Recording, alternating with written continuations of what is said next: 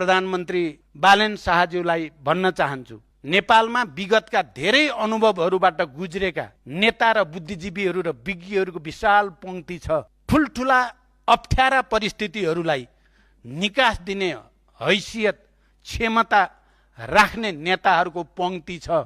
सुशासन, सामाजिक न्याय र समृद्धिको निम्ति लड्ने नेताहरूको पंक्ति पनि छ। लोकतन्त्रको निम्ति झन्डै 70 वर्षदेखि जेल नेल यातना थुप्रै भोगेका नेताहरूको पंक्ति पनि छ।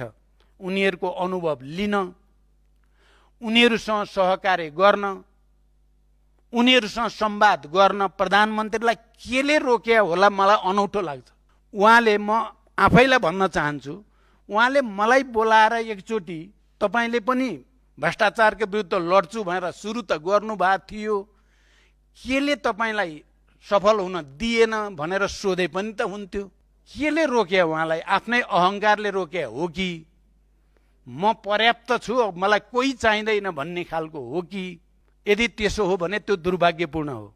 चाहे नेपाली कांग्रेसमा भनौँ या नेकपा एमालेमा भनौँ या अन्य राजनीतिक दलहरूमा पनि आफ्ना धेरै सङ्घर्षका अनुभवहरू छन्, जुन तपाईहरूको सरकारको लागि धेरै ठुलो सहयोगी हुन सक्छन्। त्यो अनुभवहरू, त्यो अनुभव लिन कन्जुस्याइ गर्नुपर्ने कुनै कारण छ र?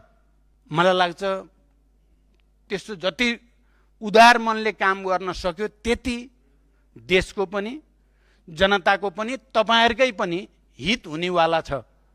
तपाईहरु जति संवादबाट टाढा जानुहुन्छ, जति प्रतिपक्षहरूलाई अवमूल्यन या अपमानित गर्नुहुन्छ या जनताको एउटा वर्ग तह तबकालाई व्यवस्था गर्ने कोसिस गर्नुहुन्छ, त्यति राष्ट्र पनि जनता पनि र तपाईहरु पनि हामी सबै अप्ठ्यारोमा पर्छौं भन्ने कुरा पनि म भन्न चाहन्छु।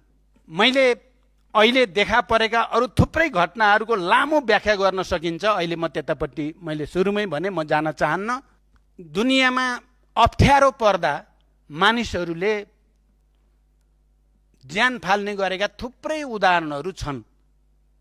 हामी सबैलाई थाहा छ, दोस्रो विश्वयुद्धमा आफ्नो पराजय भइसकेपछि हिटलरले पहिला आफ्नो प्रेमिकालाई गोली हानेर र पछि आफैलाई गोली हानेर आत्महत्या गरेको घटना त हामी सबैले पढेकै छौं।